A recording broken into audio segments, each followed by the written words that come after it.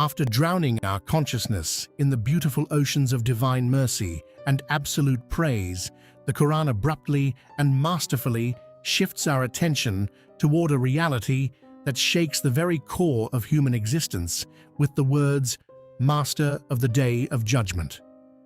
This sudden transition from the infinite tenderness of Ar-Rahman and Ar-Rahim to the absolute majesty of Maliki Yawm ad-Din is a profound psychological and spiritual calibration designed to ensure that the human soul remains beautifully balanced between intense hope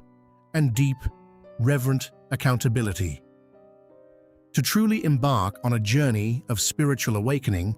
the seeking heart must understand that mercy without accountability would lead to a chaotic universe where actions have no consequences, which contradicts the perfect justice of the Creator. By introducing Himself as the absolute sovereign and master of the day of final settlement, Allah establishes a grand cosmic boundary, reminding us that while His door of forgiveness is always wide open today, there will inevitably come a momentous day when every single hidden thought, spoken word, and secret action will be weighed with absolute precision. The Arabic word Malik carries the deep, multi-layered linguistic weight of absolute ownership, supreme authority, and undisputed sovereignty, implying that on that specific day, all temporary human titles, wealth, and worldly power will instantly evaporate into nothingness. In this current worldly life, the human ego is easily deceived by the illusion of control, often misusing its limited free will to accumulate power, oppress others, and act as if it is answerable to no one. But this single verse stands as a monument that completely shatters that dangerous delusion. When we look at this verse through the lens of tazkiyah, or the purification of the heart, we realize that remembering the day of judgment is the ultimate weapon to destroy the arrogance of the lower self. The soul cannot be purified as long as it remains intoxicated by the temporary distractions of this world, and there is no realization more sobering or grounding than knowing that a day is approaching where every mask we wear in front of people will be permanently stripped away.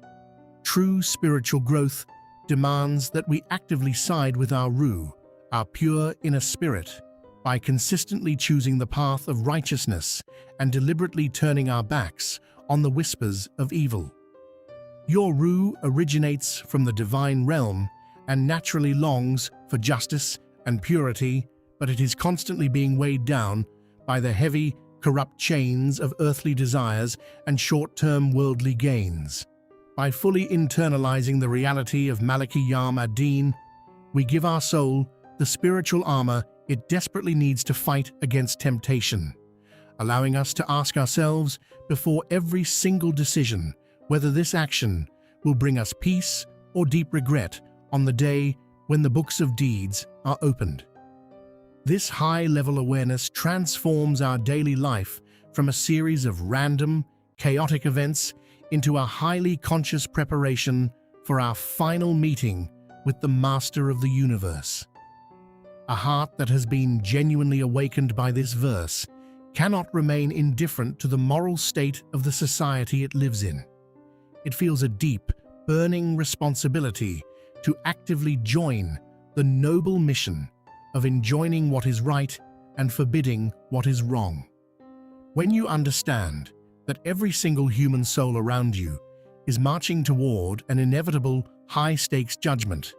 you stop looking at their mistakes with arrogance or harsh judgment, and you begin to look at them with a profound sense of urgency and deep compassion. Enjoining good and forbidding evil is the natural external manifestation of an inner soul that fears the day of judgment, because you want your family, your friends, and humanity at large to stand safely under the shade of divine mercy on a day when there is no other shade available. It gives you the immense courage to speak truth to power, to stand up firmly against corruption, and to gently lead people away from toxic behaviors that will ultimately ruin their eternal spiritual destiny. The word deen in this specific context is often translated as judgment,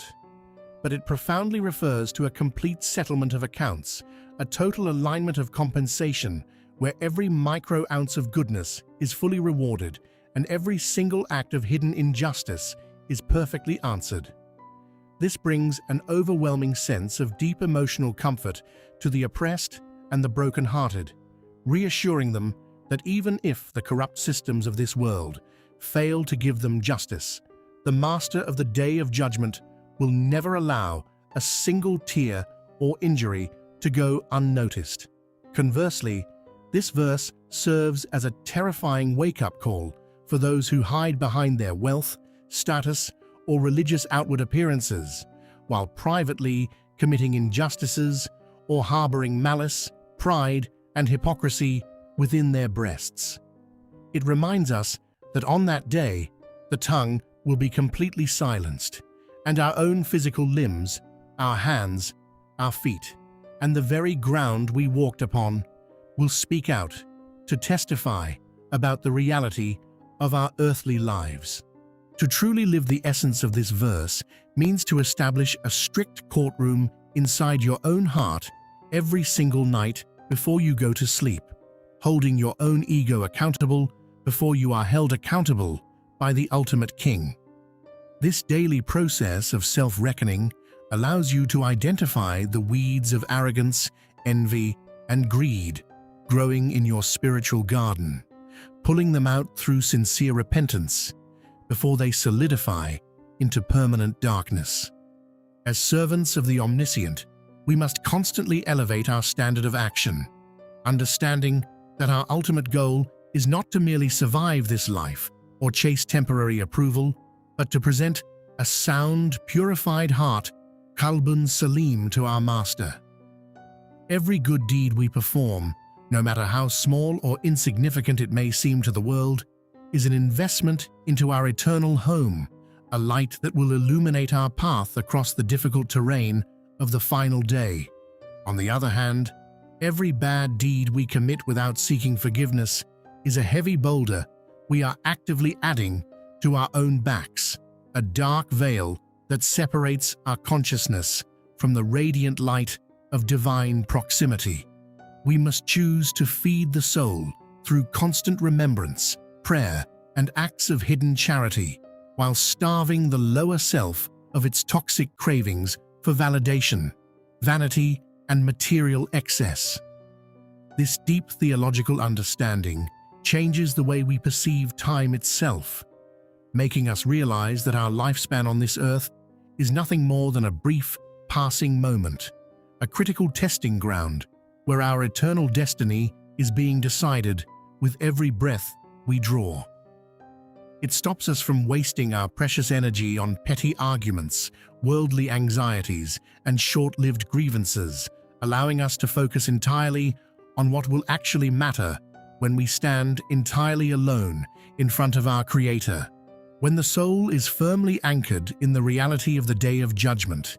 it develops an incredible, unshakable resilience that allows it to navigate the heaviest trials of life with absolute grace and calm stability. You no longer become devastated when people treat you unfairly or fail to recognize your goodness, because you know with absolute certainty that your ultimate reward is not with them, but with the perfect Malik who records everything.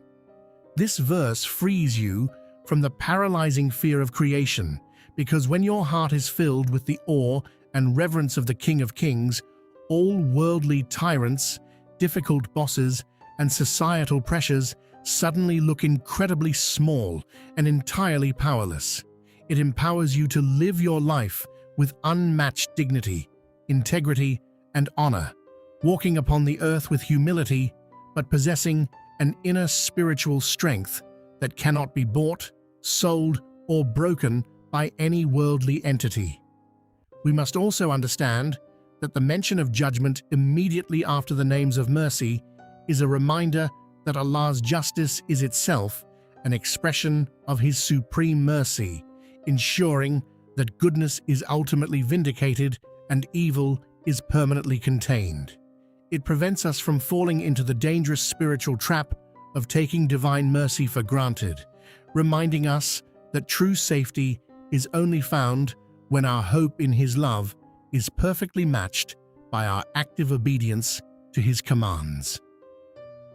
Every single time we stand up in prayer and recite this specific verse, we are consciously stepping out of the noisy matrix of daily life and realigning our internal compass with the ultimate, unchanging reality of our final destination. It forces us to pause, look deeply into our own reflections, and ask the hardest question a human being can ever ask. If this very breath was my absolute last, am I truly ready to meet the Master of the Day of Judgment? Let this verse be the powerful catalyst that totally transforms your daily routines into sacred acts of devotion, driving you to treat your family with more gentleness, your business dealings with absolute honesty, and your own body with deep respect. Let it ignite an unquenchable desire within your chest to be a source of immense light,